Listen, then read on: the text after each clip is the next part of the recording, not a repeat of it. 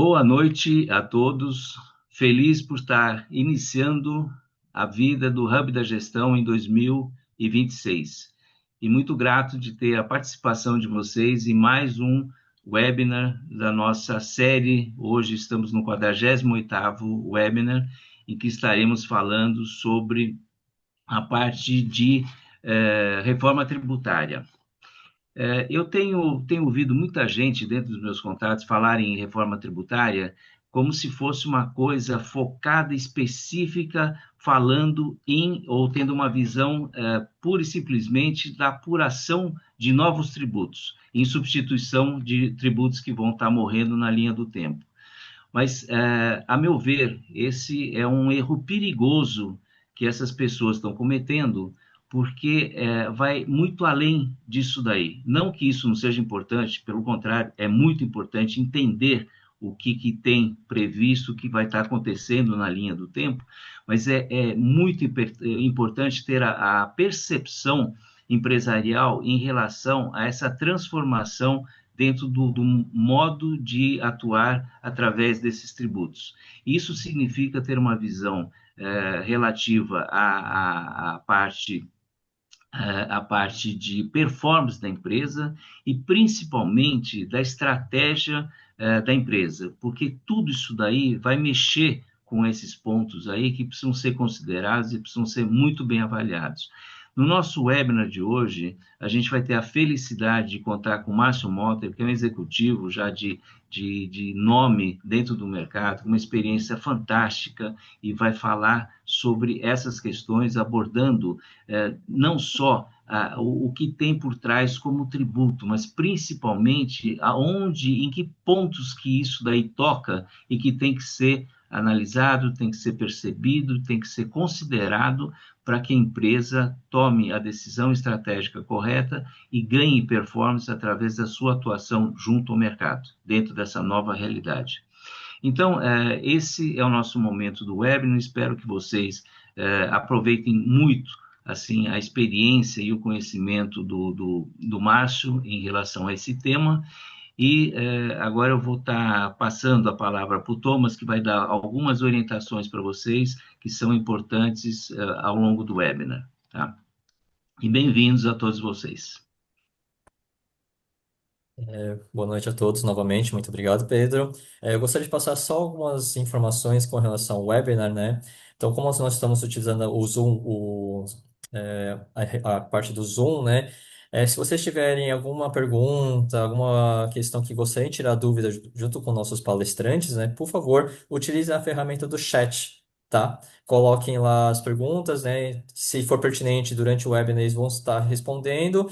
Dependendo do assunto, eles vão também responder no final do webinar, tá? Então, caso tenha alguma essa questão de insights, dúvidas e gostaria do esclarecimento de todos, então, por favor, utilize a ferramenta chat, tá? E lembrando também que durante o webinar, teremos algumas pesquisas que serão feitas para fazer essa interação junto com todos os participantes. Então, nós estaremos utilizando a plataforma Slido. Eu vou colocar aqui no chat esse link para que todos possam ter acesso. Quem estiver no computador é um pouco mais fácil, dá para utilizar até o celular para apontar, né, o QR Code na tela, mas quem estiver só no celular vendo o web, né, podem clicar no link que vai abrir essa página e não vai sair da reunião, tá bom? E também lembrando que no final deste webinar teremos uma pesquisa de satisfação, que é muito importante para nós, né? A gente realizar aquela análise, né, de dados, como foi o web, né? A gente verificar a opinião de cada um dos senhores e também para que nos próximos webinars possamos oferecer um outro assunto uma forma mais adequada possível, tá bom? Muito bem. Bom, Thomas, muito obrigado por projetar esse slide.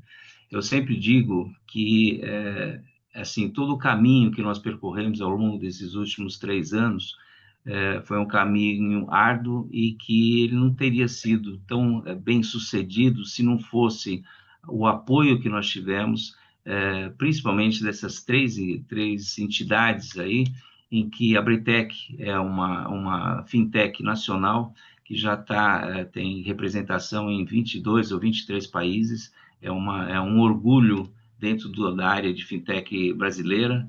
A Leveros, que está nos top 5 das empresas de climatização aqui do Brasil, também é uma empresa fantástica que cresceu demais e está se lançando cada vez mais dentro do terreno de climatização. E, finalmente, Isso há na minha cara. uma estrutura que diz respeito à ACT, que é a Advisor Council Team, que é um conjunto grande de membros que atuam dentro de aspectos ligados a conselhos consultivos. Tá? Então, agradeço demais o apoio que nós sempre tivemos dessas três entidades. E agora, para começar a falar do webinar propriamente dito, e não podia deixar de chamar o Márcio Motter para que ele se apresente e, na sequência, a gente vai começar a abordar o conteúdo do nosso webinar. Márcio, por favor. Boa noite, muito obrigado ao Pedro, o time da Hub da Gestão, pela oportunidade de estar aqui com vocês para falar sobre a reforma tributária. E como o Pedro já antecipou, né, ela não é uma questão fiscal apenas, ela é uma questão de negócio, uma questão de estratégia. E ela vai mudar muito a vida das empresas. Na realidade, já começou a mudar a vida das empresas, dada a quantidade de questões que precisam ser abordadas, a quantidade de itens que precisam ser discutidos e avaliados dentro das empresas. Eu não sou contador, não sou advogado tributarista, então eu não vou fazer nenhuma abordagem técnica sobre a reforma tributária. Eu vou sim falar sobre aspectos que envolvem processos, pessoas e sistemas. Então é uma visão do corpo todo da empresa, não somente uma área ou um departamento específico. Eu trabalhei muitos anos na área de finanças e negócios e sempre gostei de estar próximo das operações, que é onde a gente descobre quais são as realidades, como é que a empresa está encarando. E aí fica fácil ver que muita coisa que se fala só na alta gestão não chega na base da empresa, o que é prejudicial. Então aqui eu vou tentar focar mais nessa base da empresa, nessas equipes, no que efetivamente precisa ser pensado e discutido, visando não ter problemas com a reforma tributária. Márcio, muito obrigado pela apresentação. A gente vai estar muito bem representado pelo teu conhecimento dentro Obrigado. do nosso webinar e eu espero que todos os participantes, assim, eles explorem o máximo possível, porque esse é um tema, ele é um tema não do momento, é Coisa um torta. tema que envolve Eu achei que tinha os vômito, né? os próximos momentos que serão vividos ao longo de 5 ou 6 anos, tá? Então, aproveitem muito, porque tem muito ainda para pensar, para aprender sobre isso daí, mas é muito importante começar tudo desde hoje, não esperar o tempo passar para depois sair correndo. Esse é o maior risco que a gente pode estar correndo, tá? Então, normalmente a gente sempre procura ter um nível de interação adequado junto com os participantes e a gente vai estar começando o nosso webinar fazendo uma pesquisa e aí eu peço para o Thomas projetar a primeira pesquisa em que a gente faz a pergunta: qual é a sua área de atuação na empresa? Você, participante, atua em qual das áreas que estão especificadas aí e podem escolher uma delas dentro daquilo que vocês vivenciam. Tá? Então, vocês têm 30 segundos para fazer essa resposta, para depois a gente dar uma sequência a isso daí. Tá?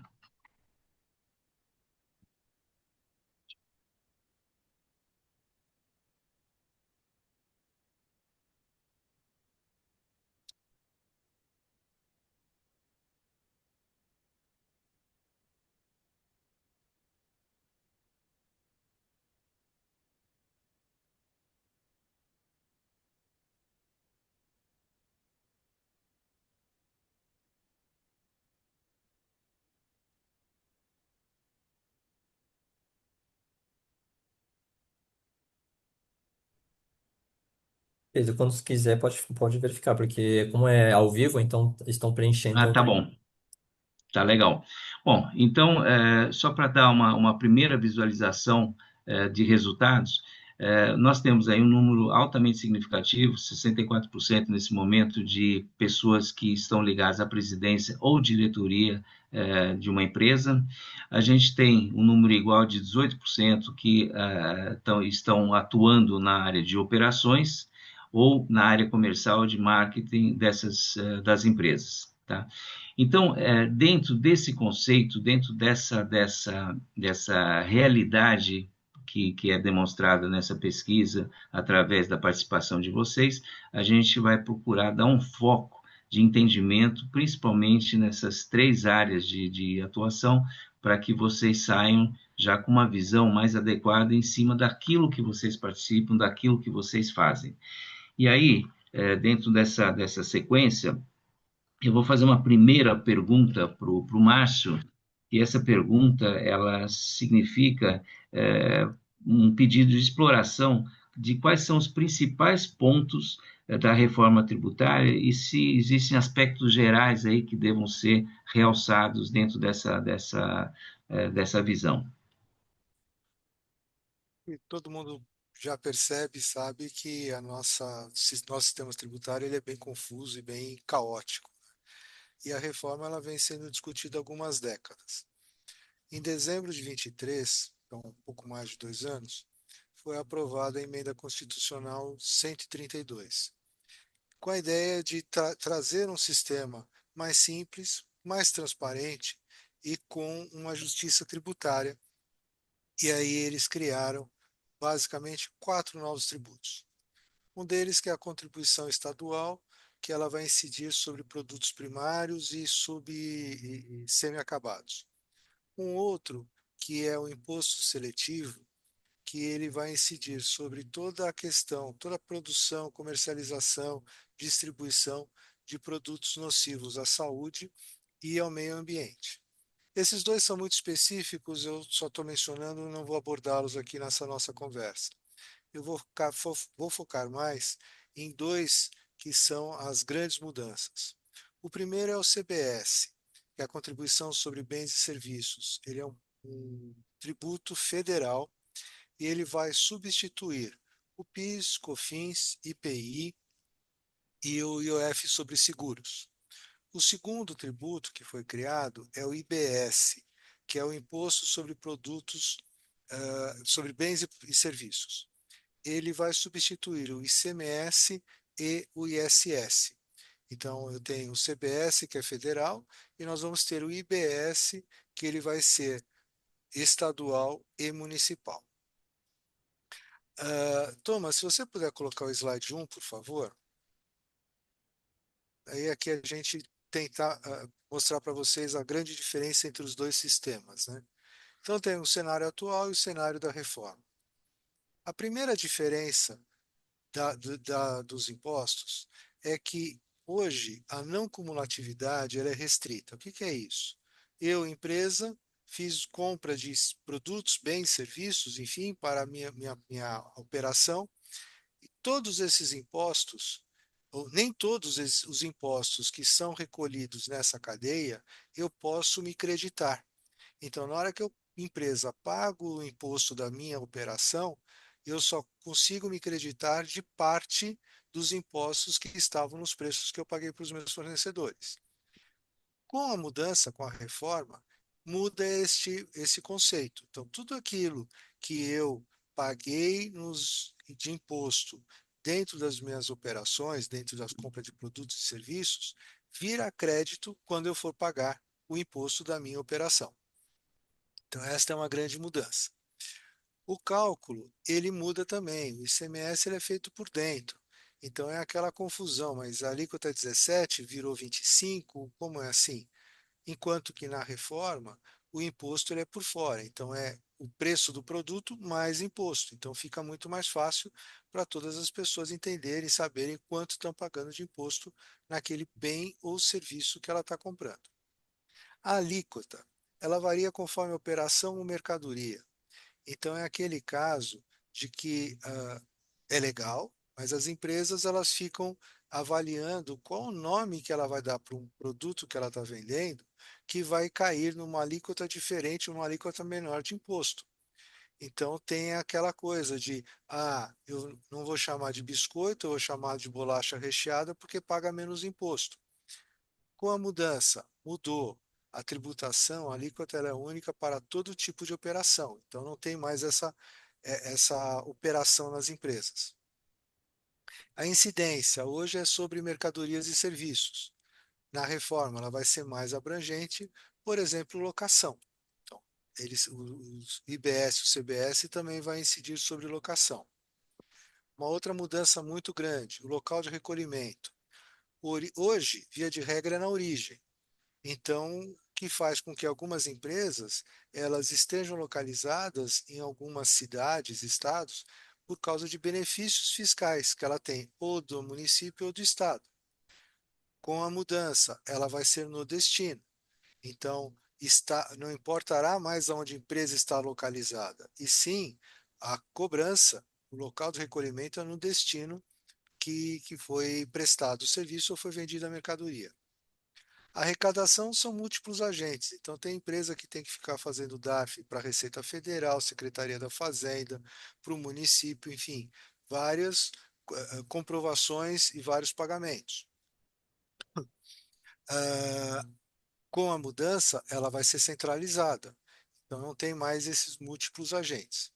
E a legislação, tem federal, estadual e municipal, e ela vai passar a ser única em todo o país. O resumo da ópera.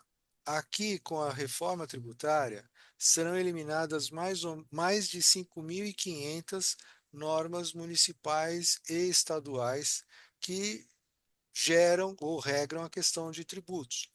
Isso vai trazer para as empresas padronização de regras, de alíquotas, operações e tudo mais. Agora, simplificou? Simplificou. Mas antes disso tudo, vem a complexidade. E A dentro complex... dessa situação, Márcio, que você citou, você comentou que esse assunto já é um assunto que entrou em discussão nesses últimos anos, obviamente muita gente envolvida em relação a tudo isso, e aí sempre fica uma dúvida, mas e agora? Em que momento que a gente está dentro dessa visão de reforma tributária? Ok. Thomas, você pode colocar o slide 2, por favor?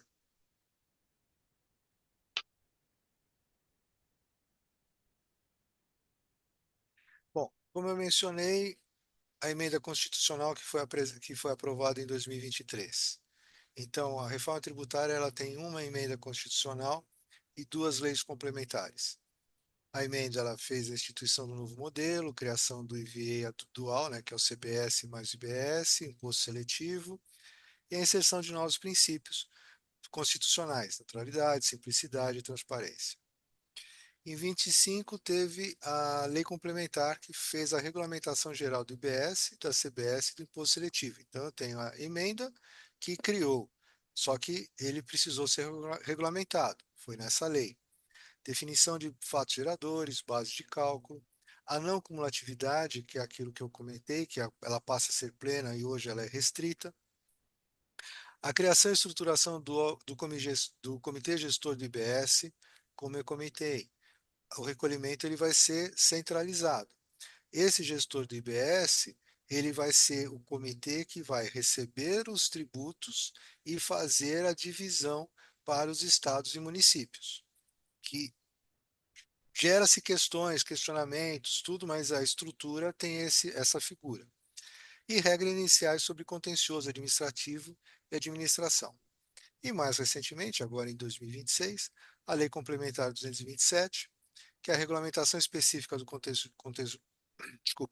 contencioso administrativo, regras gerais sobre fiscalização, lançamento, transição do ICMS para o IBS, alteração das regras gerais do ITCMD.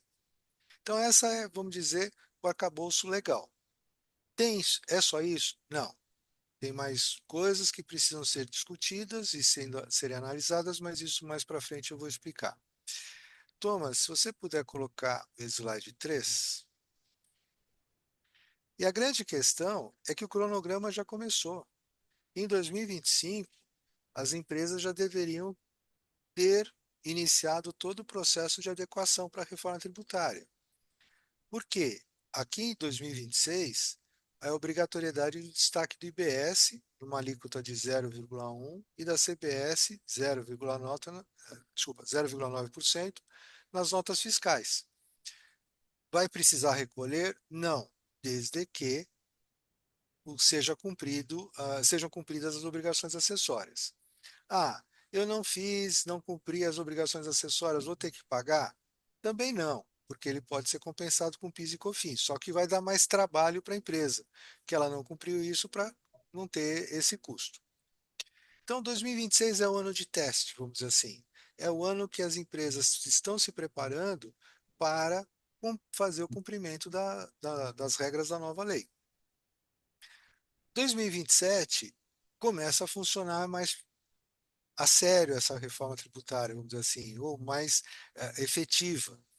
Existe a extinção do PIS e COFINS, redução da alíquota a 0% de IPI, exceto na Zona Franca de Manaus, e o início da cobrança de IBS. Aquele 0,1 que já está sendo destacado agora em 26, ele já vai ser compartilhado Estado e município, 0,05% para um, 0,05% para o outro, e do CBS, alíquota integral. Então, não tem mais PIS e COFINS em 27 e passa a ter a CBS. Qual que é a alíquota integral? Não sei, ainda não está definida. São coisas, é uma das dúvidas que se tem nesse processo. 2028 é a repetição de 2027. Então, cobrança de IBS 0,05 para município mais 0,05 para estado e a CBS na alíquota integral. 2029 a 2032. Aqui começa uma mudança, eu vou dizer, mais sensível, porque em 29 você começa-se a pagar o IBS numa alíquota e começa a haver a redução das alíquotas do ICMS e ISS. Então, em 29 eu tenho uma alíquota do IBS que ele começa a valer, uma redução do ICMS e ISS. Em 29, a alíquota do IBS sobe, a alíquota ICMS e ISS desce, 30 e 30, 29, 30, 31 e 32 é isso que vai acontecendo. Então, o IBS ele vai subindo numa escada, ICMS e ISS ele é reduzido numa escada. E não só isso, empresas que têm incentivo fiscal relacionado a ICS, ISS ou ICMS, esse incentivo fiscal ele começa a ser reduzido também. Por quê? Em 2033 é extinto ICMS, é extinto ISS, consequentemente os benefícios fiscais relacionados a esses dois tributos, e é feita a cobrança integral do IBS e CBS. Qual a alíquota? Dizem 28%, dizem 29%. Não está definida ainda a alíquota. 28% é a soma dos dois. Não está definida a alíquota. Agora, tem toda essa preparação que as empresas precisam fazer considerando esse calendário. Então, a simplicidade vai vir. A complexidade ela está vindo antes, que é a adequação da empresa para atender esse calendário que foi definido tanto na emenda quanto nas leis que foram emitidas. Não, muito legal. Quer dizer, vocês acabaram de ter uma visão que é uma visão bem interessante do processo evolutivo dentro do aspecto jurídico e também daquilo que tem para acontecer na linha do tempo para que o assunto se esgote e efetivamente caia em ação geral e única dentro do país. Mas agora eu gostaria de voltar um pouquinho com os nossos participantes, fazendo uma pergunta através da próxima pesquisa. Como a empresa que você atua está em relação à reforma tributária? Então, Thomas, obrigado, Thomas. Então, essa é a pesquisa, vocês podem escolher um dessas opções aí para a gente falar um pouco sobre isso.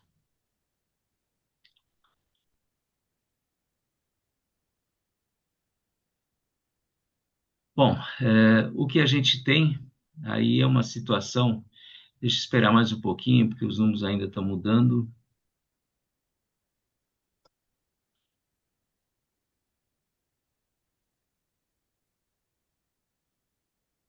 Então, vamos lá. Os números que nós temos é que 80%, nesse momento, 71% são as empresas que estão pouco preparadas ou iniciando a avaliação dos impactos. E, num segundo ponto, elas possuem um cronograma ou plano estruturado para adaptação ou já iniciou, inclusive, um plano ou concluiu as análises de impacto. Tá? Olha, assim, muito legal que a gente tenha já dentro dessa visão 28% de empresas que já começaram a andar e a entender um pouco, ou tentar entender e avaliar aquilo que os espera num cenário futuro. Tá? 71% estão dentro de uma zona de risco elevada. Tá? Por quê?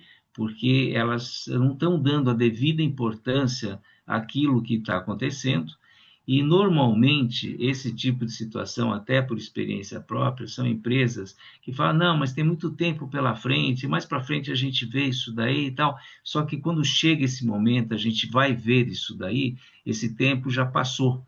Tá? E esse tempo fica curto demais para resolver tudo aquilo que tem que resolver dentro da empresa, enquanto que os concorrentes já trilharam esse caminho, estão mais bem preparados para atuar dentro desse novo cenário de mercado. Tá? Então, aí, em cima dessas questões, Márcio, eu gostaria de te fazer uma pergunta, tá?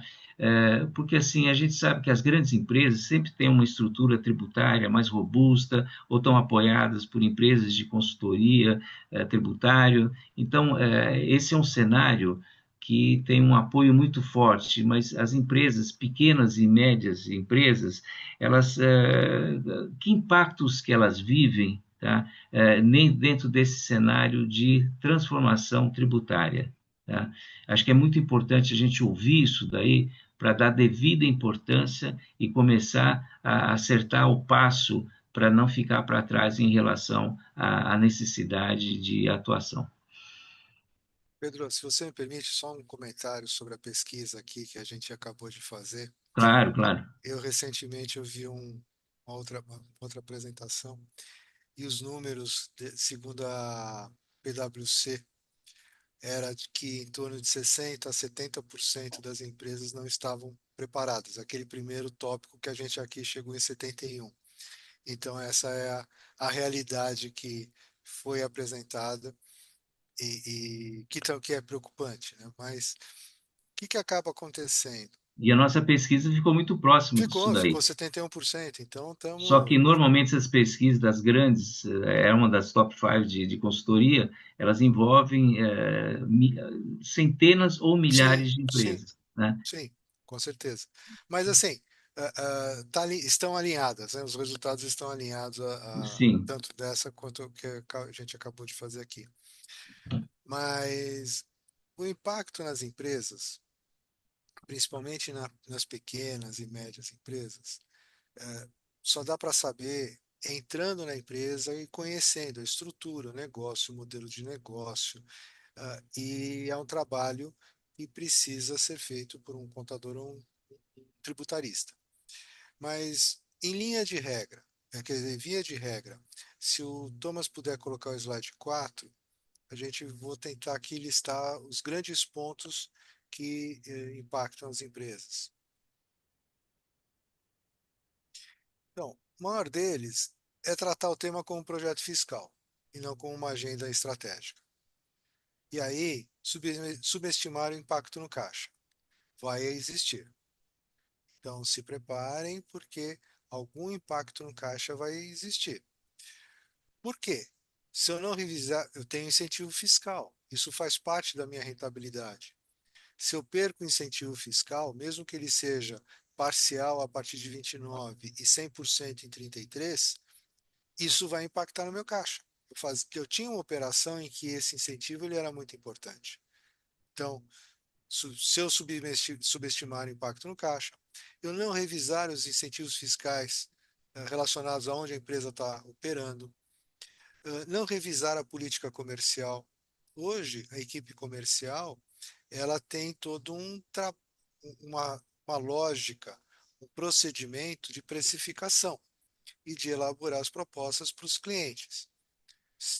Mudou, não é? Os impostos eles vão ser mudados, a forma de cálculo vai ser mudada. E aí isso pode impactar nessa política comercial.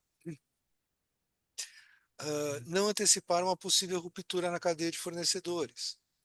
Por quê? Eu posso ter fornecedor estratégico que ele não se adequou à reforma tributária. Como que eu vou continuar comprando dele? Ou o contrário, se eu não me adequar à reforma tributária, qual o risco de um grande cliente meu mudar de fornecedor? Então, são questões que precisam ser discutidas. Não considerar a maior complexidade operacional. Naquele cronograma que eu mostrei, né? De 27 até 32, são dois sistemas que estão existindo. Isso vai trazer complexidade operacional. E não é só o cálculo de um imposto, não, são regras que mudam dependendo do imposto. Então, eu vou ter maior complexidade. Ah, eu já tenho um time fiscal, ou não, eu tenho um contador que ele cuida disso. Será que ele vai cuidar? Como que ele vai cuidar? Então, é uma coisa que precisa ser discutida. Eu falei que a gente ainda não sabe a alíquota, né? Que vai ser cobrada dos impostos. E talvez, ah, ainda não tem alíquota. Então, quando tiver que eu vou pensar, porque eu não sei se é 20, 25, 30. Então, quando tiver essa alíquota, eu vou começar a pensar. Ou, não, estamos no ano eleitoral e não vai ser feita essa mudança no ano eleitoral, porque isso pode criar problemas. A demanda está dada. Ela é uma emenda constitucional. Pode haver postergação? Pode. Eu não contaria com isso. Deixar de acompanhar as notas técnicas, manuais de layout e documentos técnicos. Como eu falei lá atrás, a gente tem uma emenda e duas leis. Só que nem tudo está nessas leis. Existem 4 locais que eu vou colocar aqui no chat para vocês, onde são publicadas as normas técnicas, os layouts para a comunicação com o agente recolhedor, o que precisa ser feito, enfim, são vários documentos, são várias orientações que precisam ser acompanhadas pela empresa para fazer essa adequação. Acabei de colocar no chat para todos vocês. O Pedro ele mencionou, né, empresa pequena, média e pequena empresa, ela tem uma questão de recursos, né, normalmente são recursos escassos. Agora, precisa ser feito um orçamento, precisa ser alocado recursos para adequação tecnológica. Ah, eu tenho aqui um ERP que ele vai estar pronto e compliance com a reforma tributária. Legal, é bom saber, e eu não preciso fazer nada. Talvez sim, talvez não. Esse ERP ele vai estar sendo entregue quando? Você vai implantar já sem testar ou você precisa de um tempo para testar? Quanto tempo que você vai testar esse ERP? Enfim, eu tenho aqui que fazer uma alocação de recursos para adequação tecnológica. Ainda mais, existe o CNPJ alfanumérico. Ele está previsto para entrar agora em julho de 26. Eu tenho que fazer a mudança da reforma tributária, eu tenho um CNPJ alfanumérico que também é mandatório. Eu preciso priorizar, eu preciso ver o que eu faço, quando faço, como faço. Não fazer o CNPJ alfanumérico. Me aparece um cliente de um CNPJ recente e ele é alfanumérico. Meu sistema não está pronto, eu perco esse cliente. Então, é uma coisa que a empresa precisa verificar. O que eu faço, quando que eu faço? Deixar de lado a gestão de custos. Como eu falei, a minha rentabilidade ela vai ser impactada. Dependendo de incentivos fiscais, vai ser impactada. Como que está a minha estrutura de custos? Como está a conformidade com todas as regras que existem? E aqui, pessoal, eu estou dizendo o seguinte: sabidamente a gente tem algumas operações de empresa que ela vende o produto, só que daí ela emite duas notas, né? Uma de venda do produto e uma de instalação daquele produto. Vou usar como exemplo armário de cozinha, armário de embutido, né? Ele emite duas notas. É um planejamento tributário que ele fez. Isso deixa de ser efetivo, porque tanto sobre bens quanto sobre produtos vai incidir as mesmas alíquotas. Então, se eu tenho este modelo, isso vai me impactar. De novo, não é errado, é planejamento tributário da empresa, mas deixa de ser eficaz essa questão. E por último, não avaliar o impacto econômico. E aqui, por impacto econômico, eu vou dizer que é a questão do regime fiscal em que as empresas operam, que precisa ser reavaliado este ano, em 26, para ver se ele continua vantajoso em 27. Thomas, você pode colocar o slide 5, por favor? Então, a gente tem três regimes. O Simples Nacional, que ele é uma forma simples, uma alíquota progressiva por faixa de receita, que vale muito bem. As empresas elas vivem e sobrevivem dentro desse regime. Só que na reforma tributária tem uma questão super importante. O crédito tributário que vai ser gerado por a empresa pelo Simples Nacional, ele é limitado. Se ele vende para pessoa física, não é problema. Se ele vende para pessoa, vende bens ou serviços, né, não importa, para a pessoa jurídica, o crédito tributário que este cliente vai tomar, ele é reduzido, ele é limitado.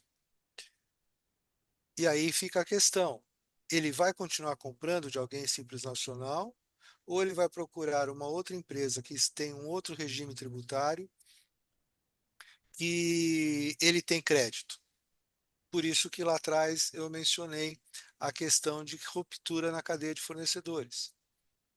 Ah, eu sou uma empresa, eu tenho pouquinhos, poucos fornecedores no Simples Nacional. Talvez isso não seja um impacto. Agora, se eu tenho muitos, isso pode ser impactante. E aí é uma avaliação que precisa ser feita. Lucro presumido. Aqui a gente tem dois tipos de empresas, né? Tem o lucro presumido, tem o lucro presumido e recolhe no modelo não acumulativo, e aí ele recolhe algo em torno de 4,25%, PIS e COFINS, né? A soma dos dois dá uns 4,25%, mais o ISS, mais 5%, vamos dizer, 9%. É isso que ele vai ter de crédito tributário para quem ele vender. E tem a empresa lucro presumido, que recolhe no modelo acumulativo. É o contrário. O regime acumulativo é os 3,65, desculpa, e no regime não acumulativo é os 9,25. Essa, ele vai repassar todo o crédito tributário para o cliente dele. Precisa mudar? Não precisa. Então, é uma avaliação que precisa ser feita. Vale a pena mudar para o lucro real, que é uma operação muito mais complexa, tem muito mais obrigações? Não sei. E aí é isso que precisa ser avaliado. Qual a minha estrutura de custo? Qual a minha cadeia de fornecedores? Para quem que eu vendo? É toda uma engenharia que precisa ser analisada. E como eu mencionei, este ano 26 é o ano de fazer essa avaliação. E aí eu recomendo chamar um contador, chamar um tributarista, para que ele ajude nessa tomada de decisão. Porque dependendo da opção, pode gerar impacto. Tanto eu olhar para a minha cadeia de fornecedores, se eu tenho fornecedores simples nacional, lucro presumido, lucro real, quanto para os meus clientes atuais. O que que eles estão pensando, o que que eles estão querendo. E não, se eu sou simples nacional, de repente eu começo a ter perda de pedido e eu vou falar, opa, mas o que está acontecendo? Eu posso estar sendo, por alguma razão, excluído de algum cliente que para quem eu vendo hoje, porque ele não vai tomar mais crédito daquilo que eu vender para ele. Então, é uma preparação que as empresas precisam fazer. é uma atenção que as empresas precisam ter. E aqui, o que eu digo é o seguinte: o maior risco não é errar na execução, é errar a prioridade de tudo isso que precisa ser feito e precisa ser visto. Então, é olhar com atenção e criar um calendário de atuação, de análise desses pontos. Márcio, eu só tenho uma coisa para dizer. Maravilhosa essa tua apresentação dentro Obrigado. desses pontos de impacto. Você citou alguma coisa, acho que foram 11 tópicos específicos a serem considerados, e a gente percebe a complexidade que pode existir por trás de cada um desses tópicos. Não é simplesmente a leitura de uma frase, é como entender o que tem por trás e como que isso, o que que isso representa dentro desse novo cenário tributário. E ainda com agravante de você avaliar dentro dos teus modelos fiscais, se é bom ser um simples, se é um lucro presumido, um lucro real, dentro da nova realidade tributária. Né? E aí você acabou matando a pergunta que eu ia fazer em seguida, tá? Porque quando você falar em priorização, essa priorização é imprescindível. Por quê? Porque as médias e pequenas empresas, elas têm restrições orçamentárias, elas têm dificuldade de recursos, muitas vezes até dificuldade de entendimento dentro das complexidades existentes.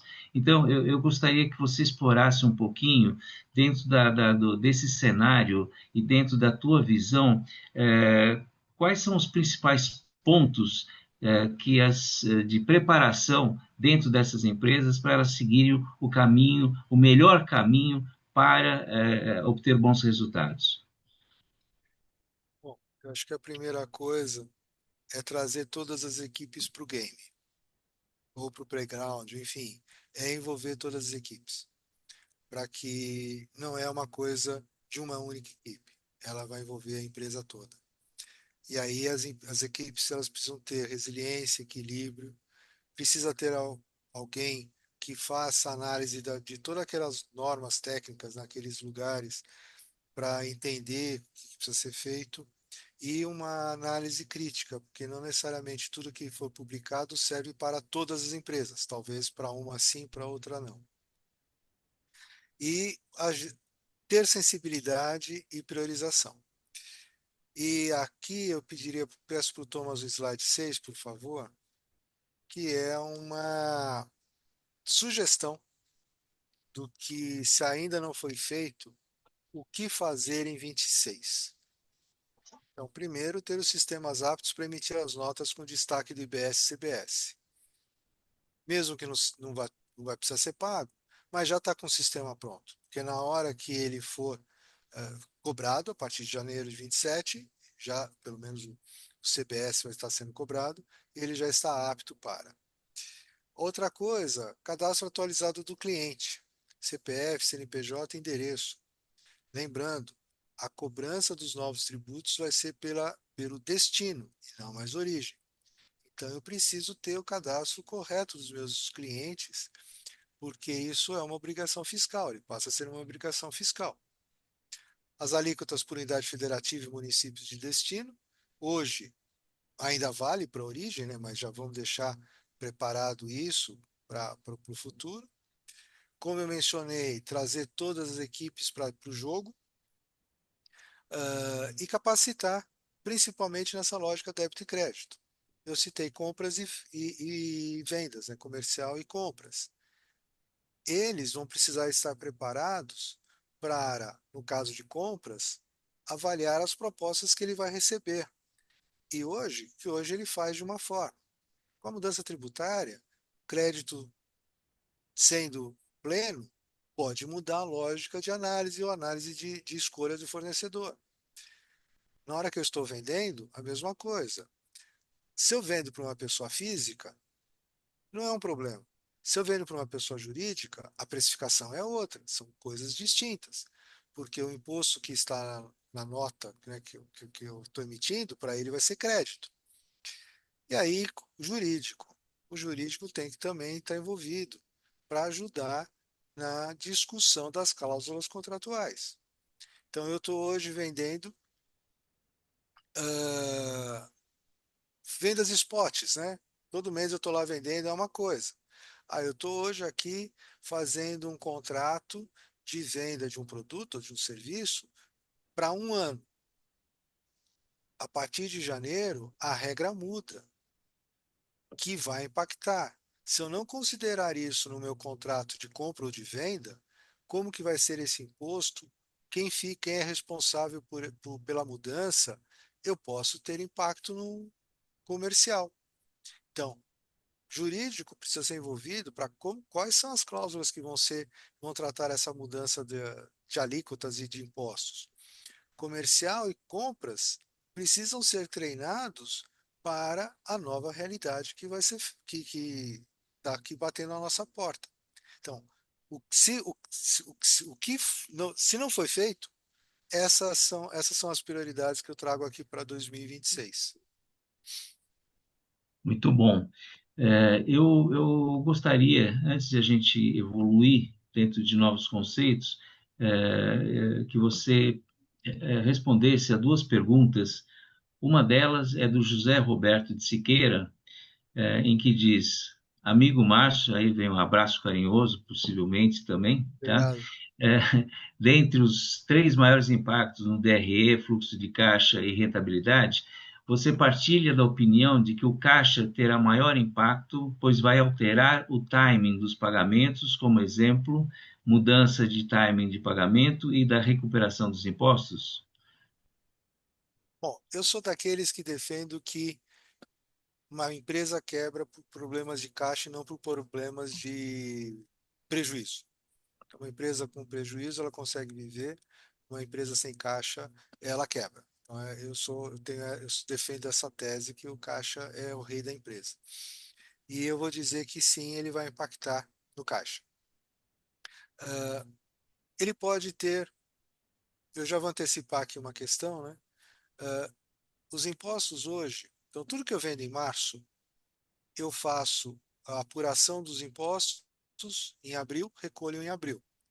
Corro o risco de, dependendo do meu prazo de venda, isso é bom, isso é ruim. Se eu vendo à vista, eu recebo o dinheiro antes, eu tenho aqui, eu administro o dinheiro dos impostos no meu caixa, e lá pelo dia 20, 25, eu faço o recolhimento dos impostos. Então, eu tenho aqui alguns dias que eu consigo me beneficiar desse dinheiro que eu recebi.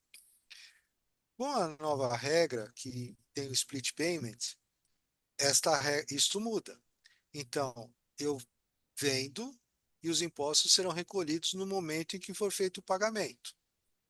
Se eu estou vendendo hoje a 60 dias, o imposto que eu pago, né, se eu vendo em março e o imposto eu recolho em abril, como eu só vou receber em maio, é só em maio que o imposto vai ser pago.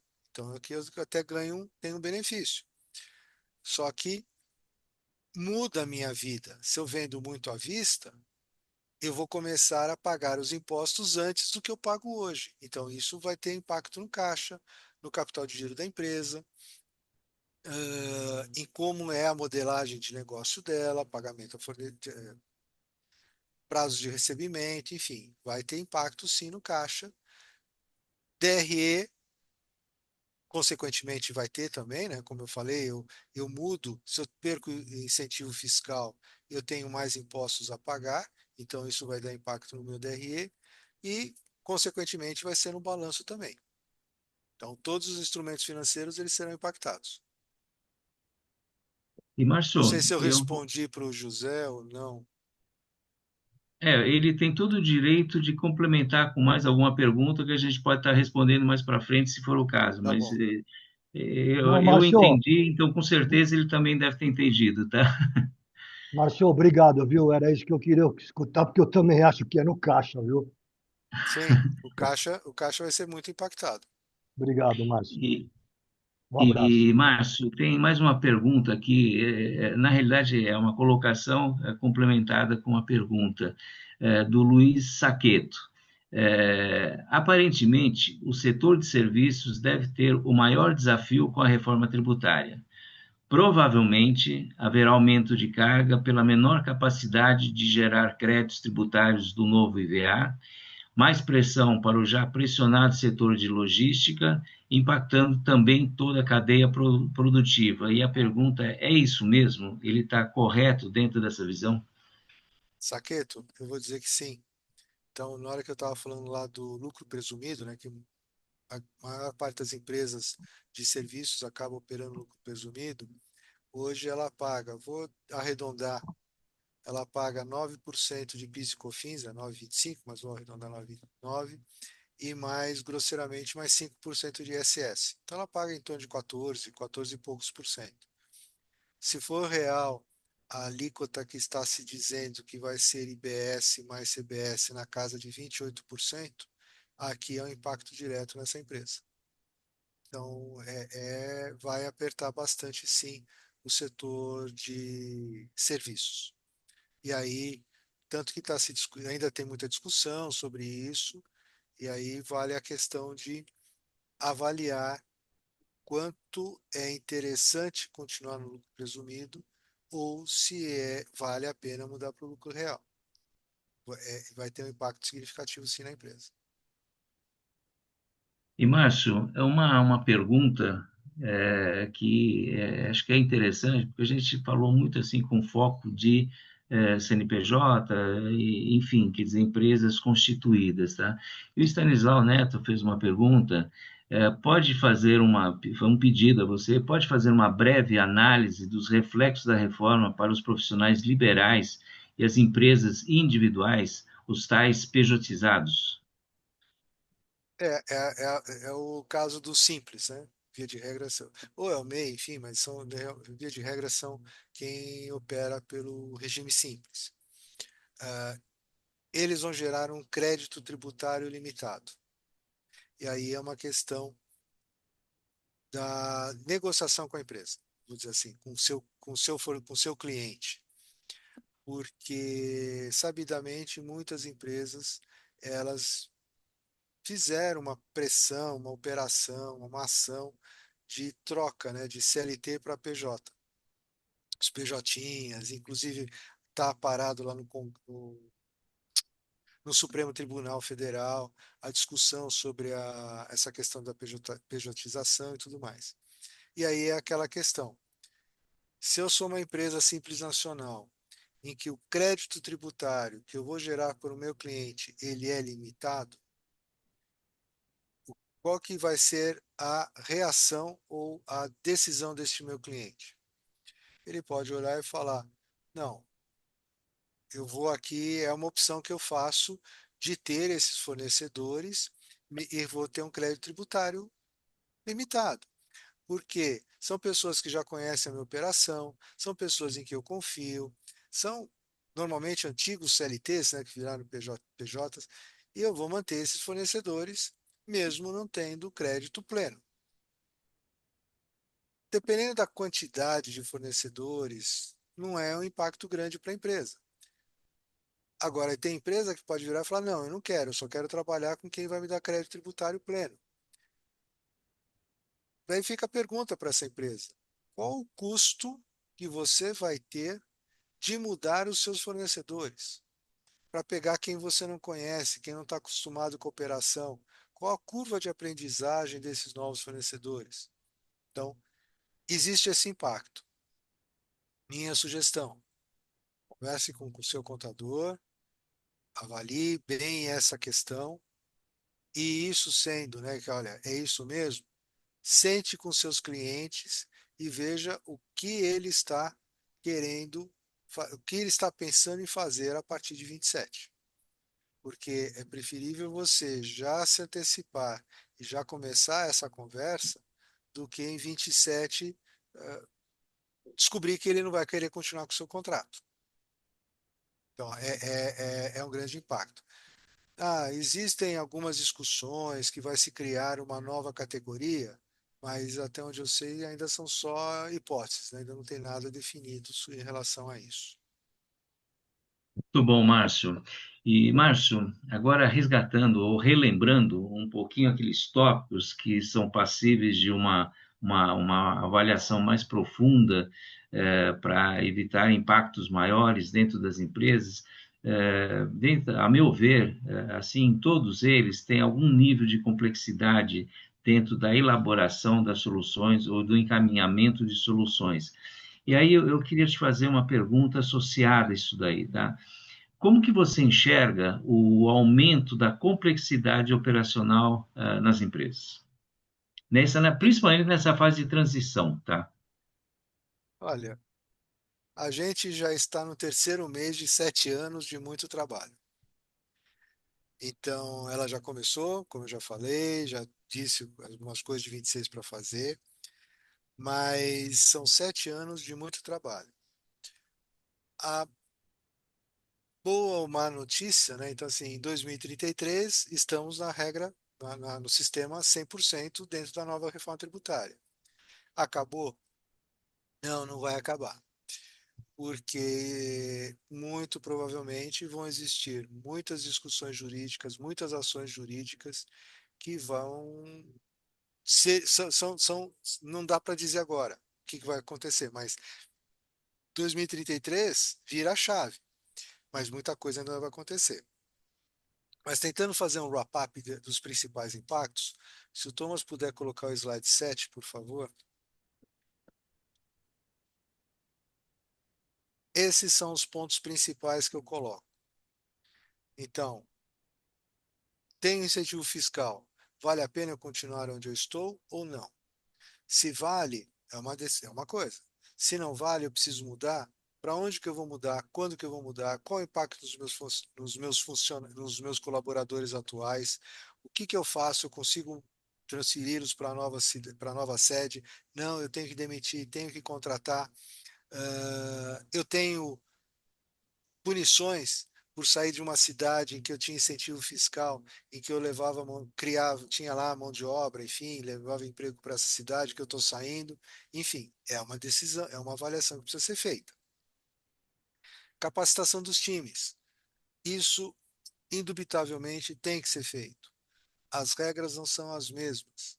Mudaram as regras. E se o time não estiver capacitado, problemas acontecerão. Comercial, política de precificação, negociação com o cliente, para explicar o porquê que o preço dele mudou em função dos tributos. Compras, a mesma coisa. Capacitação do time de compras para poder fazer, na hora de uma concorrência, fazer a comparação de propostas de quem é simples nacional, de quem é lucro presumido, de quem é lucro real, tirar esses efeitos, e ele vai poder decidir: eu vou comprar deste, mesmo não tendo crédito tributário, que foi o exemplo aqui que eu respondi para o Saqueto, porque me é mais interessante, ao invés deste, que eu, mesmo tendo lucro tributário, desculpa, o crédito tributário, não me é tão interessante. Jurídico, apoio aos times, principalmente comercial e compras. Finanças, ele vai ter, durante 7 anos, dois sistemas tributários para controlar. Ele vai ter a mudança em função do split payment. Então, hoje, ele tem uma operação, ele apura o imposto, né? Então, tudo que eu vendi num mês, no mês seguinte eu apuro, quais são os créditos tributários, emito as DARFs e recolho. Mudou. Vai ser feito o recolhimento a cada nota, a cada pagamento que é feito pelo cliente. E o time de sistemas que tem que dar suporte a tudo isso. São integrações novas que precisam ser feitas, são arquivos novos que precisam ser gerados, são conciliações novas que precisam ser pensadas. Não é porque está no sistema que eu vou acreditar que ele está fazendo tudo certo. Só curiosidade, hoje eu vi uma nota de que uma IA da Meta, ela fez por ela própria, ela disponibilizou informações confidenciais numa rede aberta. Então, o sistema ele existe, só que ele tem que ser acompanhado, tem que ser feita a conciliação. E como eu estava falando, o split payment, né, que uma tradução livre é a separação de pagamento, o que ele vai fazer? Na hora que o cliente fizer o pagamento, dá um passinho para trás. Os sistemas de pagamento, TEF, TED, Pix e boleto, ele vai ser mudado para ter mais três campos, onde vai ser informado o valor do IBS, o valor do CBS e o valor e o documento fiscal. Então, na hora que eu for fazer um pagamento, eu tenho uma nota fiscal, eu vou fazer a informação desses três, completar essas três informações.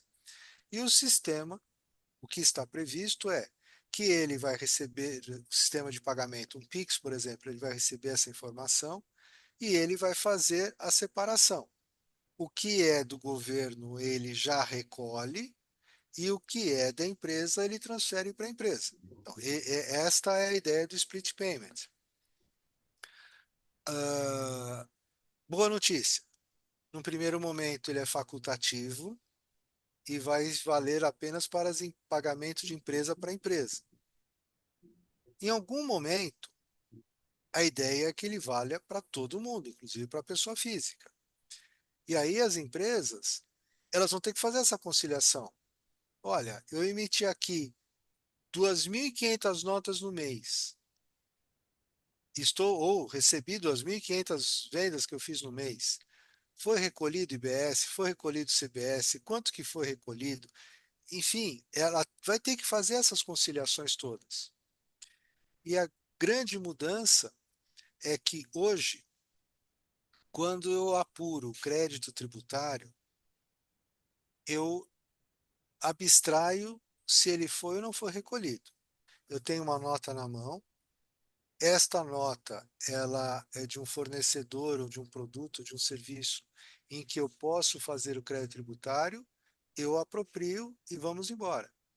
Com split payment, só vai valer crédito tributário daquilo que já foi pago para o governo. Aquilo que foi pago e só vai valer depois. Enfim, é uma complexidade muito grande que foi trazida para as empresas. Muito bom.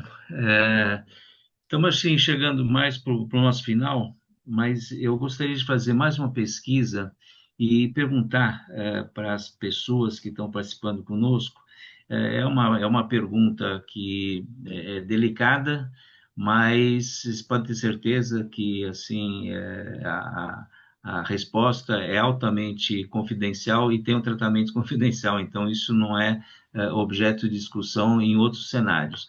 Então, a pergunta é: como está o fluxo de caixa da sua empresa?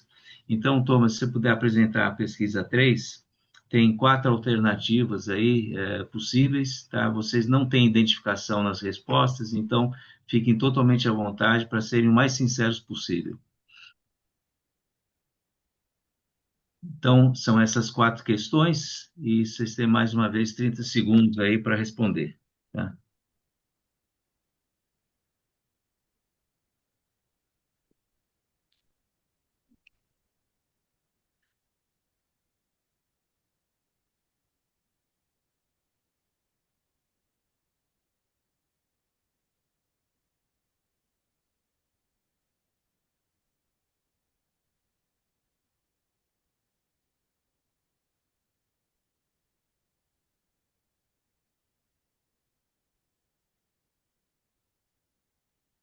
Tudo bem, acho que ainda tem alguém para responder, tá? Mas vou me basear nos números que estão sendo apontados nesse instante, tá? Então, a gente está com 50% dentro desse justo, que é o famoso 0 a 0, tá? Mas que a gente não tem condições de criar reservas financeiras para qualquer finalidade. 38% respondendo que é positivo, o que permite você pensar, ter um pensamento de evolutivo, de investimentos ou qualquer coisa que o valha, e o negativo, que é sempre muito triste, que exige um esforço para como reverter essa situação, que é o negativo, o que nos obriga a tomar recursos no mercado financeiro, encarecendo, inclusive, a nossa operação pelos custos financeiros, tá? Então, dentro desse cenário aí, eu já vou passar direto para uma pergunta, tá? Para o Márcio, que é uma pergunta quase que de finalização, tá? Em que eu vou perguntar, a gente falou em muita coisa, mais uma vez, parabéns assim, pela exploração do assunto que você deu, acho que ficou muito rico, tem muita coisa para entender melhor, para aprofundar mais, mas assim, a linha mestra do entendimento acho que tá tá muito bem definida. E a pergunta é, baseado no que foi falado, a grosso modo, a que conclusão podemos chegar? Tá? Juntando todo esse cenário, como que você enxerga isso daí? Ô, Thomas, você pode colocar o slide, acho que é o 9, por favor? 9. Bom, a- assim, conclusão, a reforma tributária inevitável já começou. Não tem discussão. E o impacto nas empresas ele vai ser heterogêneo. Então, a gente viu aqui algumas que 50% está lá no justo, temos aqui 33 que está positivo e 17 que está negativo. Então, principalmente para quem está justo e negativo, vai ser um impacto maior, porque ela vai ter que buscar investimento para fazer essa adequação. Agora, tem esse impacto, ele é heterogêneo, mas as empresas, a recomendação é agirem com planejamento, entenderem que a reforma veio, começar a estudar os seus impactos, priorizar aquilo que precisa ser feito, para que ela consiga chegar ao final de toda essa operação viva, e aquelas que quanto mais cedo isso for feito, elas mais fácil vão passar pelo esse período de transição e vão ser mais competitivas com esse tempo todo, com o passar desse tempo. Exemplo, se meu time comercial está capacitado, ele argumentando na hora das vendas de uma forma lógica, racional, provavelmente ele vai vender mais daquele que não está capacitado e vai falar, não sei, talvez, deixa eu ver, enfim. Planejamento, priorização, que a empresa ela vai sair mais competitiva. E aqui a questão das indefinições, né? Ainda tem muita indefinição? Tem, mas não contem com prorrogações porque não existe a definição. Crie algumas cenários de análise para que possa, com base nele, se acontecer isso, eu vou nessa direção, se acontecer aquilo, eu vou nessa outra direção. Então a reforma ela veio para ficar, não tem o que fazer, tem que se preparar, e quanto antes eu começar essa preparação, mais fortalecido eu vou sair lá no final do túnel. Essa Muito é a bom. conclusão que eu faço. Perfeito. E assim, eu gostaria de colocar mais uma pergunta aí, antes de eu entrar numa parte de finalização, o fechamento, do Stanislau Neto, em que ele pergunta: como o senhor analisa o impacto do fim dos benefícios para as empresas terem suas sedes em cidades que muitas vezes dependem dessa empresa para manter seus moradores economicamente viáveis, até numa visão social? É, é, é assim, aí a empresa depende do empresário. Então, se dependendo do empresário, se ele tem uma preocupação social, talvez ele vá continuar com a empresa lá, mesmo perdendo benefício, e vai achar de alguma forma alguma compensação, alguma questão. Dependendo do empresário, se ele é lucro, lucro, lucro, lucro, lucro, lucro, eu primeiro, muito provavelmente ele vai tomar a decisão e falar, olha, estou mudando de empresa. Qual que é o risco para esse empresário fazer essa mudança? Ele vai encontrar capacitação no novo local que ele está indo? Hoje, o Brasil, concordando ou não, né, com a estimativa das baixas taxas de desemprego, está difícil contratar os funcionários. Quem é empresário tem essa grande dificuldade. Na hora que ele mudar, ele vai conseguir contratar toda uma equipe nova para operar a empresa dele? Qual que é a curva de aprendizagem dessas pessoas na operação? Então é uma decisão muito difícil. Eu não tenho uma condições de dizer vai acontecer, não vai acontecer, mas é uma decisão que eu recomendo que já comece a ser discutida e ser pensada. Não tenho outra condição, Stanislau, de dizer mude ou não mude. É caso a caso. E aí é o empresário, o time, a principal, primeira linha dele de, de gestão para fazer essa análise e tomar essa decisão.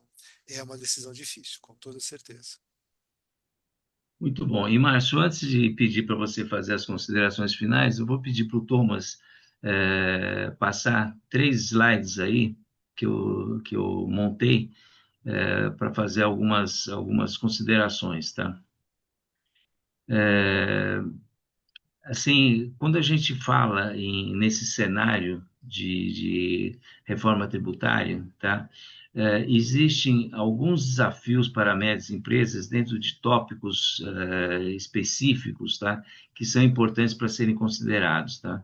A adequação tecnológica é uma delas, complexidade operacional que vai ter que acontecer na linha do tempo é outra, incertezas jurídicas e regulatórias, que o próprio Márcio já citou também mais de uma vez, gestão de custos e conformidade e impacto econômico, que o Márcio também citou. Mas, assim, eu estou tentando sintetizar dentro de uma visão, e por que eu estou fazendo isso daí? Porque possivelmente a gente vai preparar webinars com esse foco, trazendo toda a realidade do que está acontecendo, o que vai acontecer para dentro dessas áreas de preocupação na gestão da empresa. Próximo slide, Thomas. Aí tem um comparativo, tá? Assim, item a item, tá? Eu não vou me ater muito isso aí, porque a gente já avançou bastante no nosso horário, mas assim, um comparativo de desafios por área, tá? Então, tecnologia, o principal desafio principal, atualização dos ERPs, dos sistemas de ERP, de nota fiscal e nota NFS, tá? Então, esse é um ponto. E, assim, o impacto que isso causa, alto custo e risco de falhas. Em operações, cumprimento de novas obrigações acessórias, impacto, mais carga administrativa, jurídico e regulatório, incerteza sobre alíquotas e regras, impacto, planejamento difícil, custos de conformidade, necessidade de consultoria, BPO fiscal, aumento de despesas como impacto, e estratégia comercial, revisão de preços e margens, pressão sobre competitividade. Quer dizer, cada um desses itens aí são itens de reflexão, de avaliação e de mudanças de cenários internos dentro da empresa. Tá? Então, esse é um segundo slide. O terceiro slide é de riscos e recomendações. Tá? É, os riscos inerentes a tudo isso daí, conforme todo o processo vai evoluindo, essa transformação vai acontecendo, começam a existir os riscos de autuação por falta de cumprimento de regras estabelecidas. Sobrecarga administrativa, as pessoas começam a ficar sobrecarregadas dentro de uma visão de transição do modelo para outro. Recomendação: investir em automação fiscal e considerar terceirização. Tá? Muitas vezes a gente acha que tem que resolver tudo e muitas vezes é melhor a gente se apoiar em alguém que tem uma especialidade específica para que a coisa aconteça de uma forma mais adequada. Mas também é um objeto de reflexão. Aí, via BPO fiscal para reduzir riscos e custos. E treinamento interno, sempre as pessoas têm que estar inteiradas por que está acontecendo tudo aquilo e qual a responsabilidade, a importância de fazer isso daí dentro da empresa. Tá? Então, esses pontos aí, a meu ver, são pontos que são importantes, são relevantes, e eu vou estar conversando com o Márcio nos próximos dias para ver como que a gente vai trazer também esses cenários para dentro de vocês, para aumentar o nível de conforto que vocês possam ter dentro da gestão das empresas, dentro do entendimento e da complexidade de atuação sobre a complexidade da reforma tributária. Tá? Então, eu estou encerrando, gostaria de estar falando mais um monte, porque esse assunto é super importante, mas assim, a gente já avançou no horário, e aí eu peço para o Márcio ele fazer as considerações de encerramento do nosso evento. Bom, agradeço mais uma vez ao Pedro, Hub da Gestão, a oportunidade. Espero ter ajudado, esclarecido algumas questões, colocado algumas pulgas nas orelhas, né, para sair atrás. E a grande mensagem é: com trabalho, com serenidade, esse é uma fase que todo mundo vai sobreviver, mas precisa ser planejado, precisa ser pensado. Espero ter atendido a expectativa de vocês e peço desculpas por ter me alongado em alguns assuntos para chegar aqui com tornar o webinar maior do que havia sido previsto. E mais uma vez, muito Márcio, obrigado a todos vocês. agradeço demais aí a você pelo empenho que você teve para trazer esse conteúdo tão relevante, tão importante no cenário que nós estamos vivendo dentro das empresas, principalmente nas médias e pequenas empresas, que muitas vezes têm essa dificuldade de entendimento de tudo aquilo que a cerca. Mas eu agradeço demais aí a tua exposição, tá? Que de chata não teve nada, muito pelo contrário, acho que você fluiu muito bem na explicação das coisas, então foi muito legal isso daí.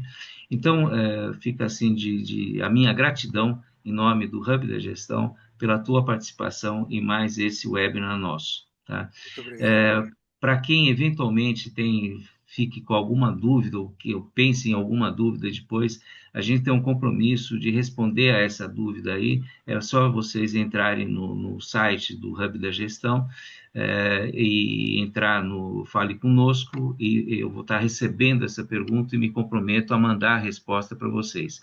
Na sequência, a gente está projetando a pesquisa de satisfação, que eu peço a todos que respondam a essa pesquisa. É uma pesquisa de 1 minuto e meio, 2 no máximo, mas assim é muito importante para a gente saber se a gente está trilhando o caminho da forma correta ou tem alguma coisa a mais para